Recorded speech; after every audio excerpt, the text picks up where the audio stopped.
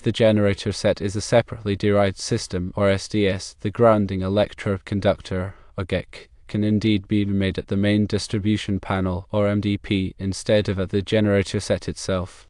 There are requirements for the GEC connection at the MDP. Firstly, the MDP must be properly grounded according to the National Electrical Code, or NEC. Secondly, the GEC must be connected to the grounding electrode system for the building, examples being ground rods and water pipes. Thirdly, the GEC must be sized in accordance with Table 250.66 of the NEC, which is based on the calculated fault current for the SDS. Now let's discuss the sizing of the equipment bonding jumper, or EBJ, to the MDP. If the GEC is connected at the MDP, the equipment bonding jumper that connects the generator set to the MDP must be sized per the requirements of NEC 250.30. A2 for derived phase conductors. This requires the EBJ to be sized based on the calculated fault current for the generator set. There are a few benefits of connecting the GEC at the MDP. Firstly, reduced equipment costs. It eliminates the need for a GEC from the generator set to the MDP. Secondly, flexibility.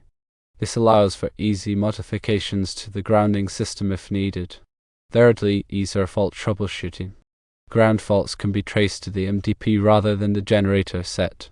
It is important to verify with the local authority having jurisdiction, or OJ, that connecting the GEC at the MDP is permitted. Some jurisdictions may require the GEC to be connected to the generator set. It is very important to adhere to the National Electrical Code, or NEC, guidelines for grounding and bonding. Proper grounding and bonding are essential for electrical safety. Grounding provides a path for fault current to flow back to the source, which helps to trip the circuit breaker or fuse and energize the circuit. Bonding ensures that all metal parts of the electrical system are at the same potential, which reduces the risk of electric shock. The grounding electrode conductor, or GEC, is a conductor that connects the grounding electrode to the electrical system. The grounding electrode is a metal rod, pipe, or plate that is buried in the ground and provides a connection to the earth. The GEC must be sized according to the NEC, based on the size of the service entrance conductors. The equipment bonding jumper, or EBJ, is a conductor that connects the non-current carrying metal parts of equipment to the grounding system. The EBJ must be sized according to the NEC, based on the size of the circuit conductors. When installing a generator, it is important to follow the NEC guidelines for grounding and bonding. The generator must be connected to a grounding electrode system, and all metal parts of the generator must be bonded to the grounding system. If the generator is a separately derived system, or SDS, the GEC can be connected at the MDP instead of at the generator set. This can reduce equipment costs and provide more flexibility in the grounding system. However, it is important to verify with the local AHA that this is permitted. The NEC provides specific requirements for grounding separately derived systems, or SDS. A separately derived system is an electrical system that is not electrically connected to the main service. Examples of separately derived systems include generators, transformers, and solar photovoltaic systems. When grounding a separately derived system, the GEC must be connected to a grounding electrode system that is separate from the grounding electrode system for the main service. The GEC must be sized according to the NEC, based on the size of the derived phase conductors. The equipment bonding jumper, or EBJ, must be sized according to the NEC, based on the size of the derived phase conductors. The NEC also requires that a bonding jumper be installed between the separately derived system and the main service. This bonding jumper is intended to provide a low impedance path for fault current to flow back to the source. The size of the bonding jumper must be based on the size of the derived phase conductors. When installing a generator as a separately derived system, it is important to follow all of the NEC requirements for grounding and bonding. This will help to ensure that the electrical system is safe and reliable. Here are some additional details regarding NEC Table 250.66 and NEC Section 250.30. NEC Table 250.66 provides the minimum size for grounding electrode conductors for alternating current systems. The size of the GEC is based on the size of the service entrance conductors, or, in the case of a separately derived system, the derived phase conductors. The table provides different conductor sizes depending on the material of the grounding electrode.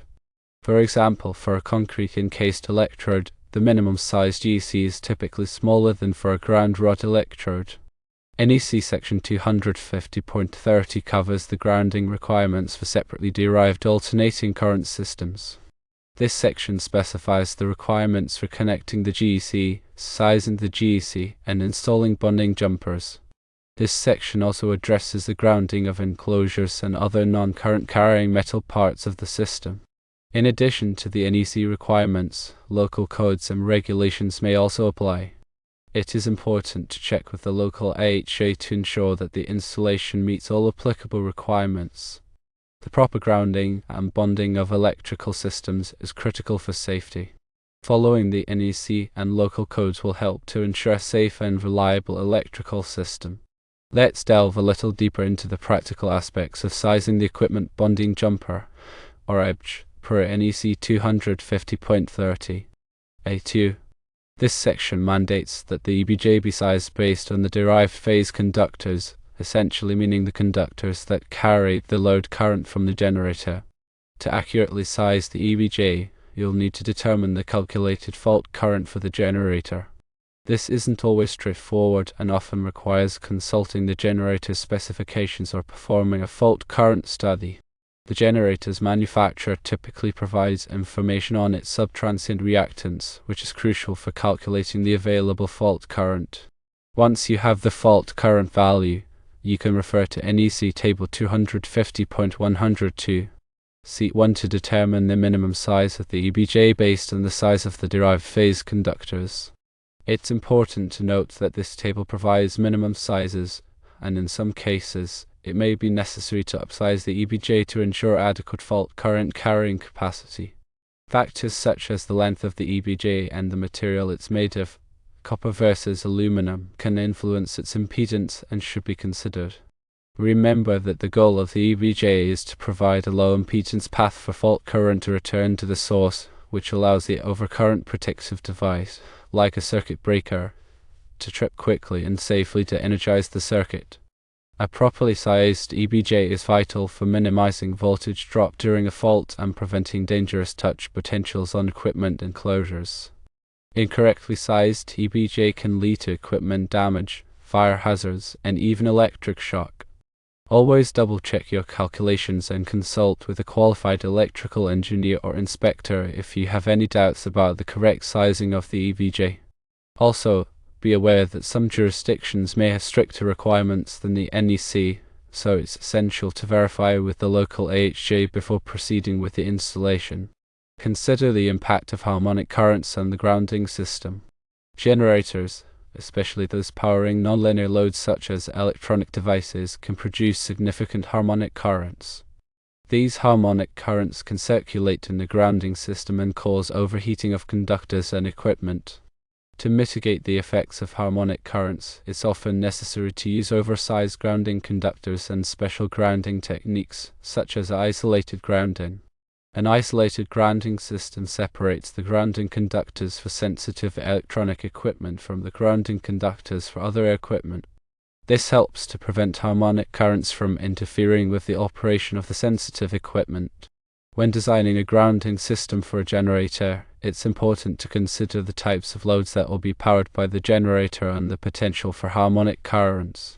Consulting with a qualified electrical engineer can help to ensure that the grounding system is properly designed to handle harmonic currents.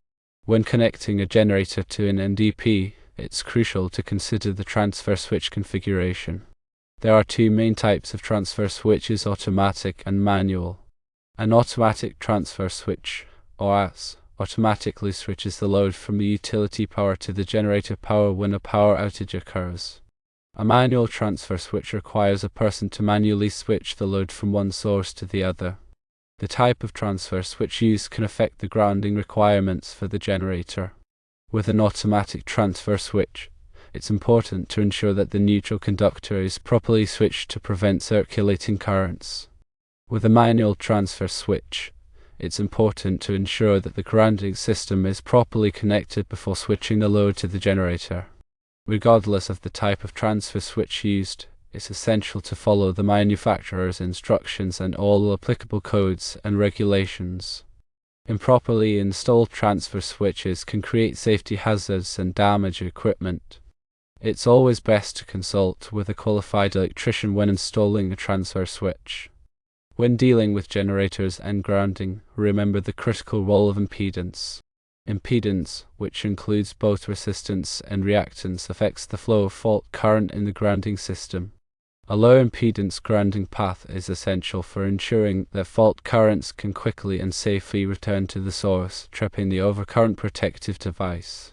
High impedance in the grounding path can limit the fault current, delaying the tripping of the overcurrent device and increasing the risk of equipment damage and electric shock. Factors that can contribute to high impedance include long conductor runs, undersized conductors, and loose connections.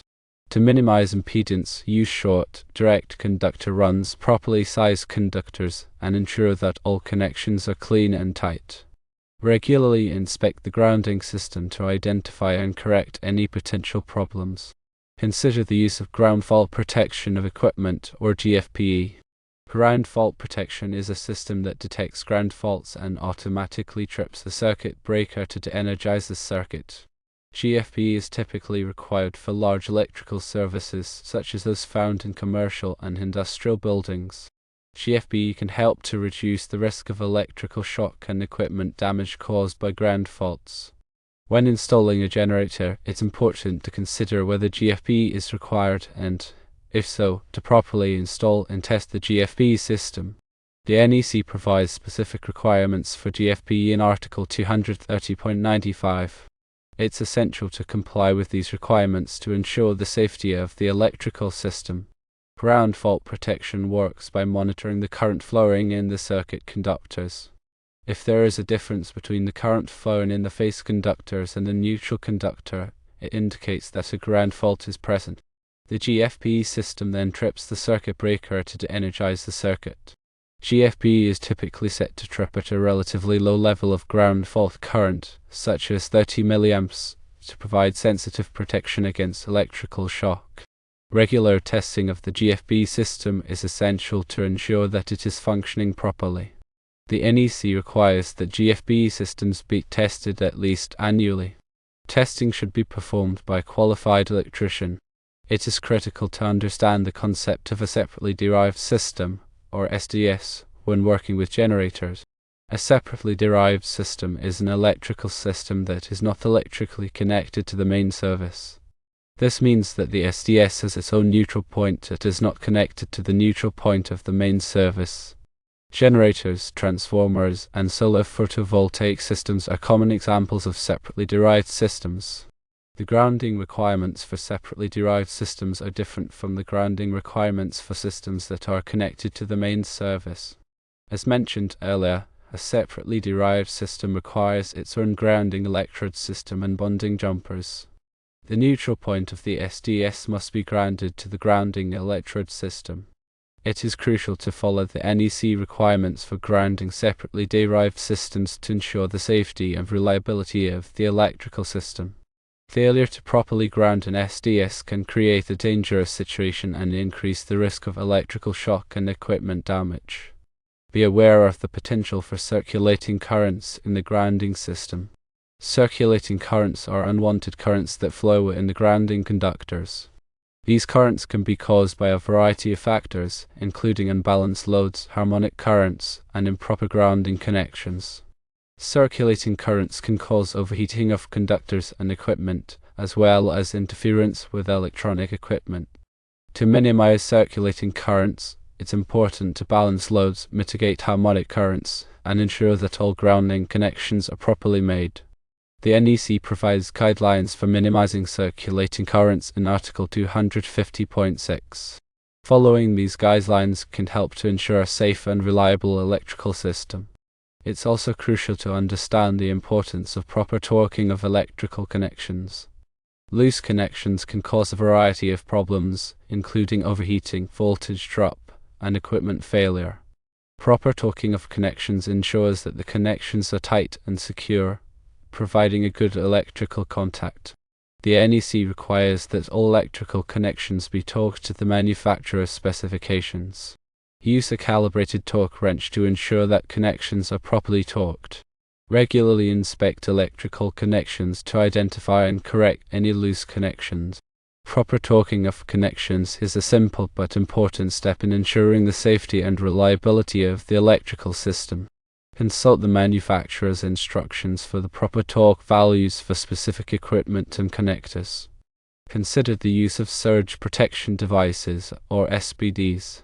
Surge protection devices protect electrical equipment from voltage surges, which can be caused by lightning strikes, power line switching, and other events. Voltage surges can damage or destroy sensitive electronic equipment.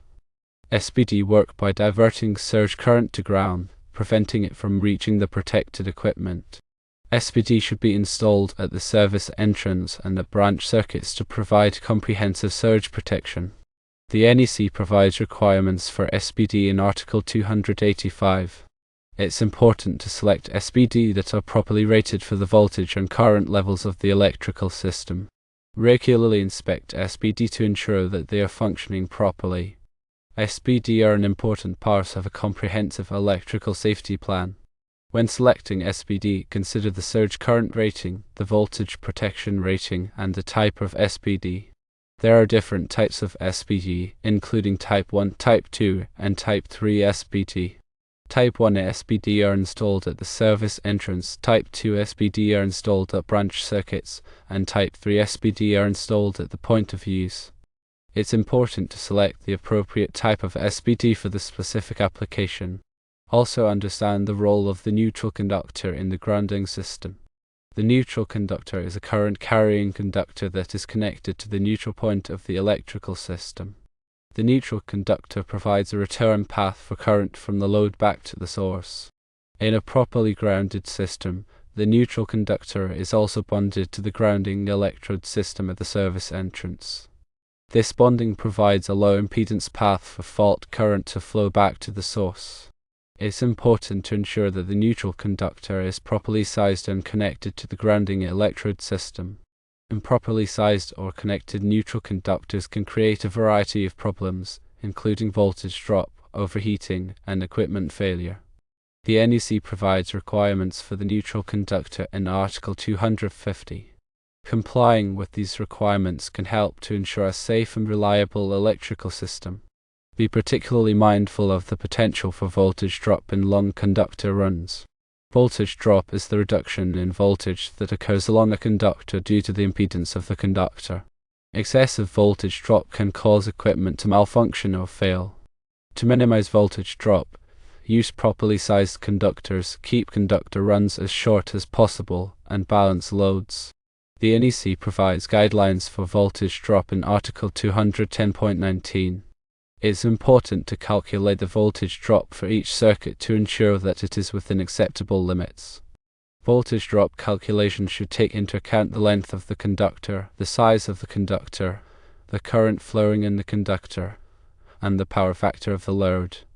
There are many online voltage drop calculators available that can simplify the calculation process.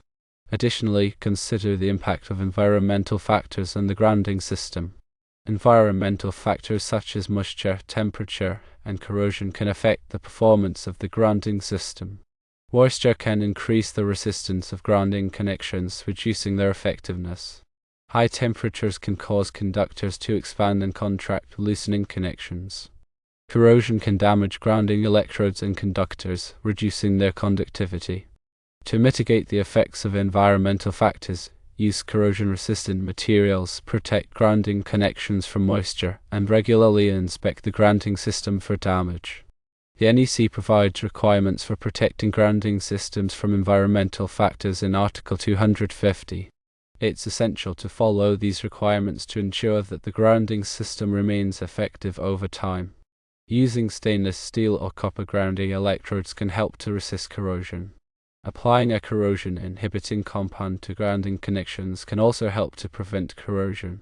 Providing adequate ventilation around electrical equipment can help to reduce the risk of overheating.